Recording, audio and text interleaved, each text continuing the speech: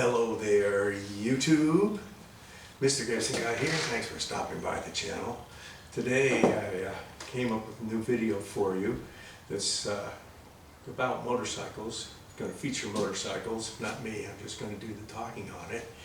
And stick around and watch this. Hopefully you find this interesting. We're dealing with a very serious question. I've come up with this watching some other people on YouTube who just started coming out with these. We have the figures out for the year 2024. And the scary part is that sales of new motorcycles has declined significantly. Inventories are way sky high, and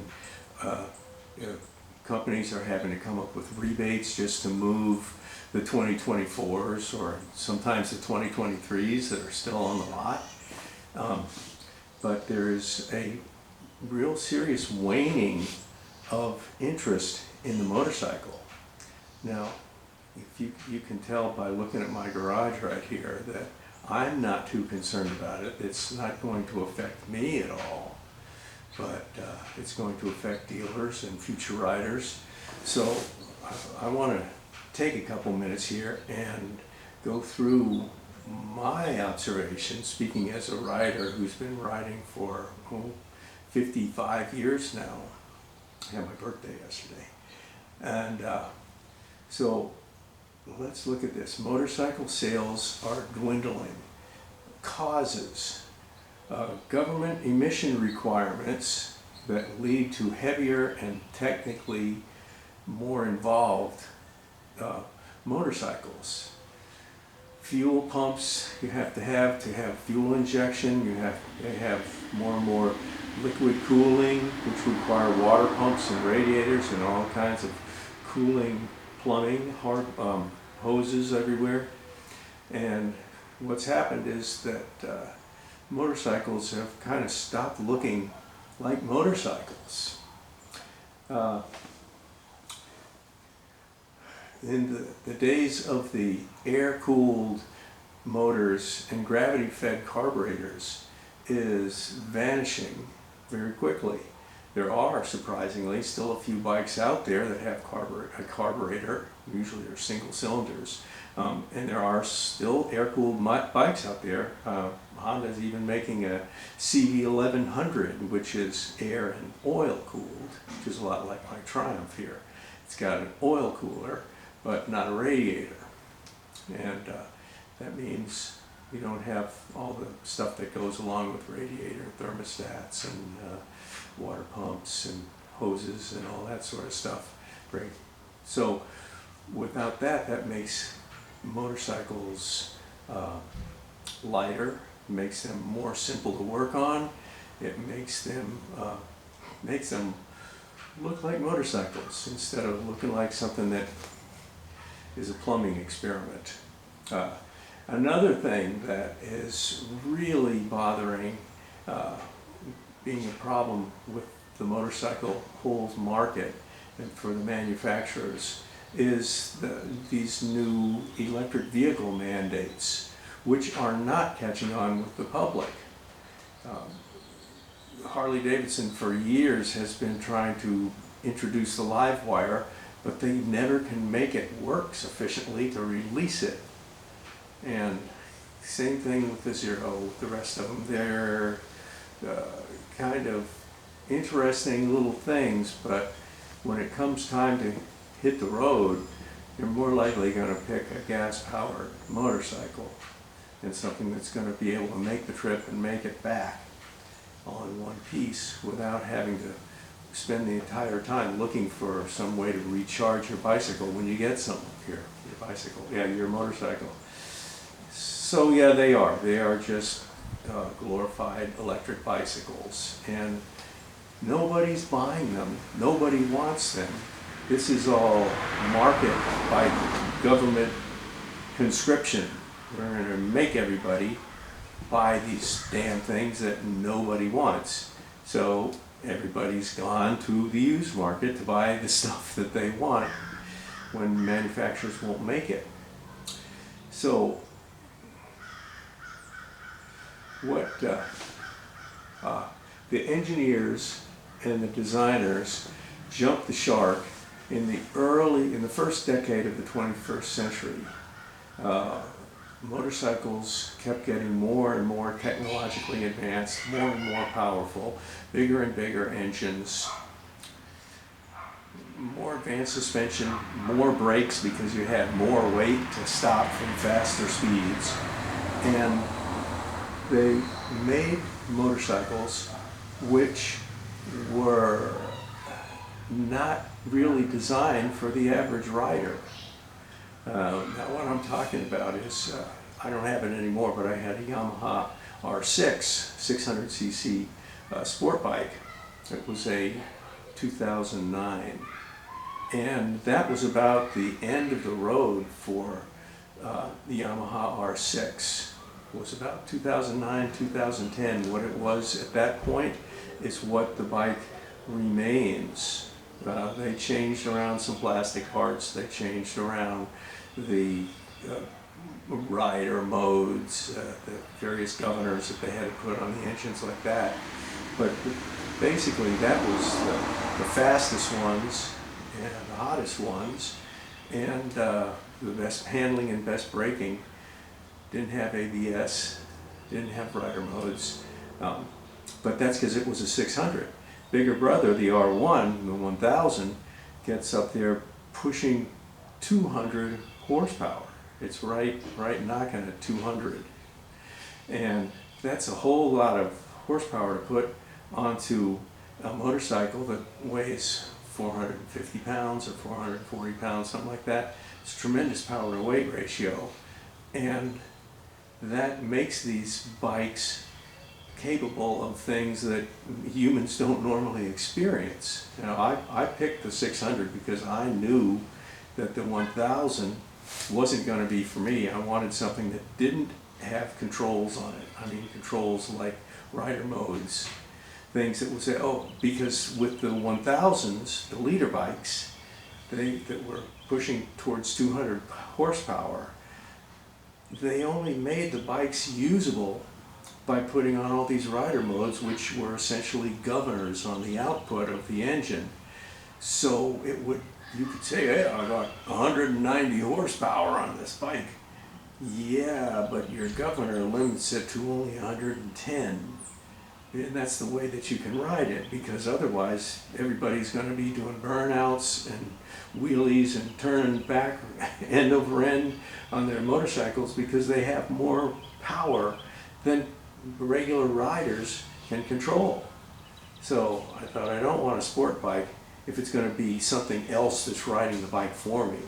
So no governors.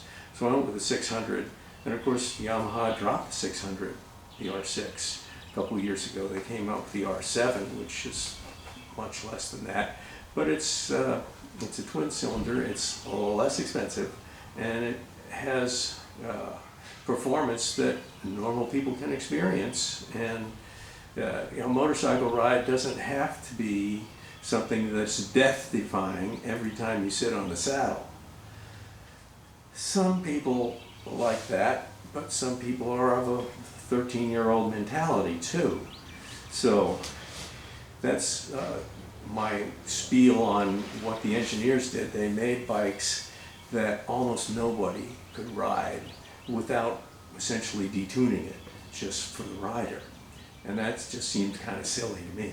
So I had my R6, I enjoyed it, I went real fast, I found myself going over 100 miles an hour everywhere I went, and pretty quickly I realized, you know, you're getting older to be doing stuff like this.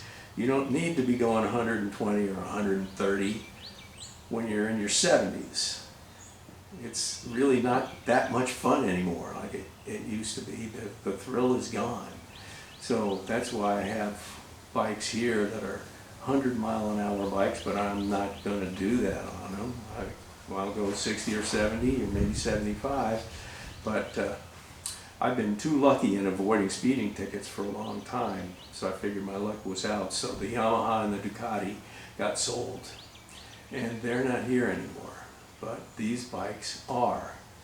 So we have all this government interference in the market, but that basically comes from President Joe Biden, who at the time of this video is just a couple days away from exiting the Oval Office and the White House, and that means Trump's going to go in there, and I have strong feelings that Trump is going to slash through all of the requirements and the corruption of the Democrats and the Biden administration, and do away with all of these things which the engineers and the designers of current motorcycles are trying to work out.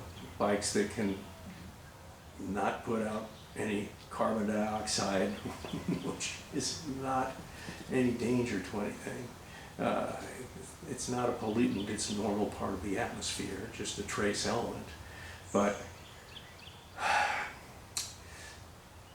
the United States is going to find for the automobile manufacturers, and then for the motorcycle manufacturers along the way, that these crazy regulations that they've tried to design for, and these mandates from the government, which are completely unconstitutional, are going to go away.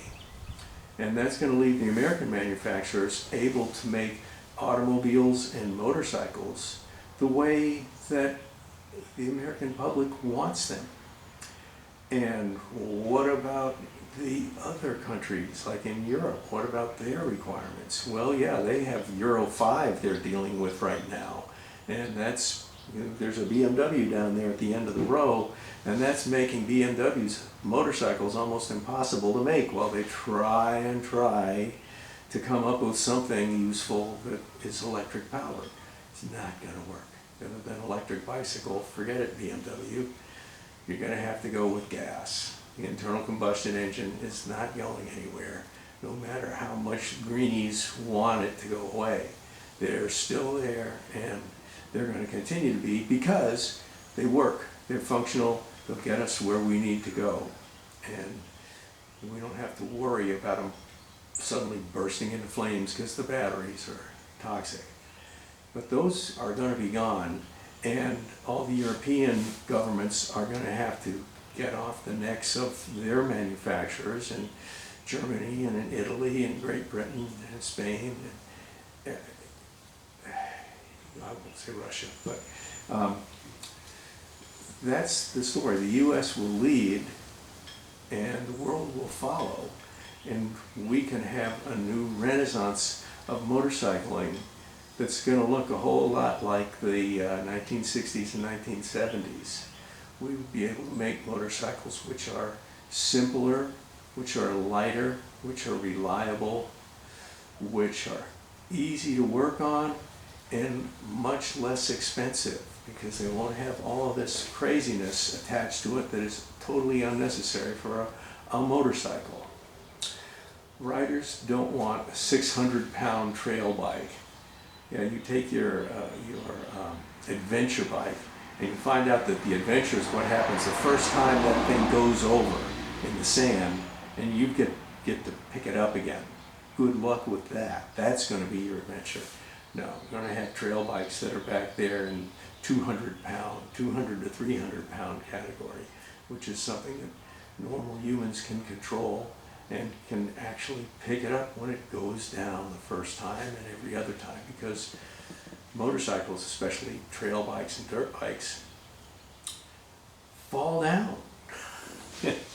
They spend a lot of time falling down. Hopefully your street bikes don't, but we're going to start getting some street bikes which will be simpler, less expensive, less heavy, and much more fun to ride and enjoy. They don't want motorcycles that look like a plumbing experiment. They want simple carburetor air-cooled bikes that that look vintage, and that is going to be what our future is.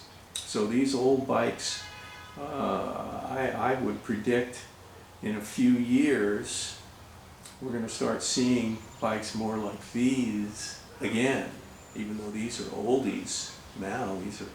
These are classics that are almost classics. They're almost back to the old days. They're kind of the early new classics.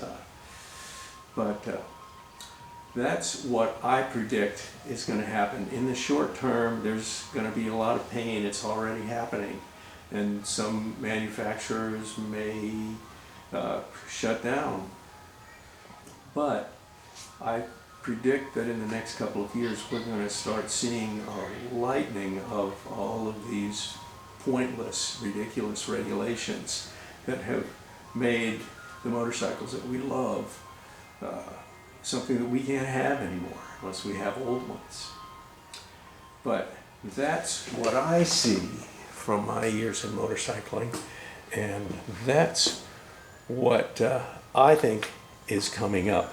So leave me a comment down below. Tell me what you think about this. Are you an electric motorcycle person? Are you you want a bike that has all kinds of restrictions on it, or would you like an air-cooled carbureted motorcycle once again?